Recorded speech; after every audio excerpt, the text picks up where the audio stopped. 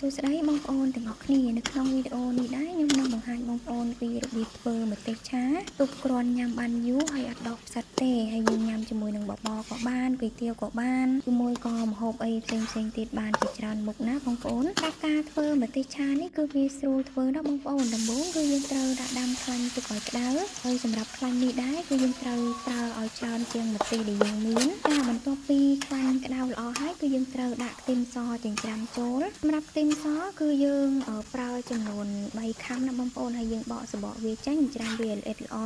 បន្ទាប់ពីយើងបំពងខ្ទឹមបានឡើងក្រហមល្មមហើយយើងចាប់ផ្ដើមយកម្ទេសកិននេះគឺយើងមកដាក់ចូលណាបងប្អូនម្ទេសកិននេះដែរគឺយើងប្រើម្ទេសស្រស់បងប្អូនម្ទេសទុំស្រស់យើងមានម៉ាស៊ីនកិនយើងកិនខ្លួនឯងក៏បានឬមួយក៏ទិញអាគេកិនលក់ស្រាប់នៅផ្សារក៏បានប្រាប់ម្ទេសកិនចំនួនកន្លះគីឡូនេះគឺខ្ញុំប្រើអំបិល1វែកបាយប៊ីចេងកន្លះវែកបាយនៅពេលដែលយើងដាក់គ្រឿងទៅពីមុខនឹងចូលហើយយើងក៏ឆាកន្លះចន្លងមកសុទ្ធទៅដើម្បីឲ្យគ្រឿងពីមុខនេះគឺវា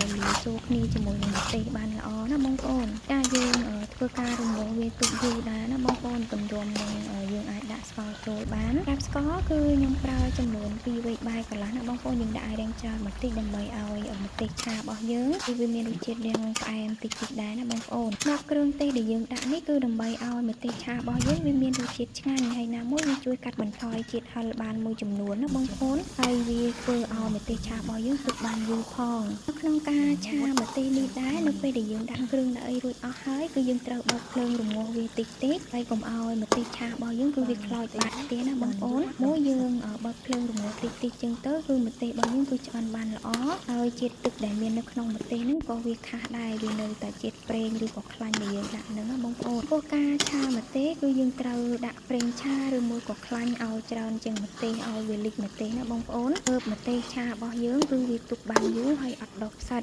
ក្នុងការឆាម្ទេសនេះដែរគឺយើងត្រូវអត់ធ្មត់ណាបងប្អូនគឺយើងត្រូវចំណាយពេលយូរយើងឆាវាចុះឡើងប្រហែលជា1ម៉ោងទៅ1ម៉ោងជាងអីណាបងប្អូនក្នុងនឹងម្ទេសយើងវាឡើងពណ៌រាងកម្ៅអញ្ចឹងណាបងប្អូននឹងដាច់ទឹកបានល្អផងបើកាលណាម្ទេសយើងឆាឲ្យដាច់ទឹកល្អគឺវាទុកបានយូរណាបងប្អូនចំពោះម្ទេសឆានេះគឺយើងឆាទុកគ្រាន់ញ៉ាំជាមួយនឹងបបរគុយទាវមីឆាលតឆាអីជាដើមអញ្ចឹងណាបងប្អូនមួយក៏ម្ហូបផ្សេងទៀតអីបានជាច្រើនមុខទៀតណាបងប្អូនញ៉ាំទៅគឺឆ្ងាញ់ណា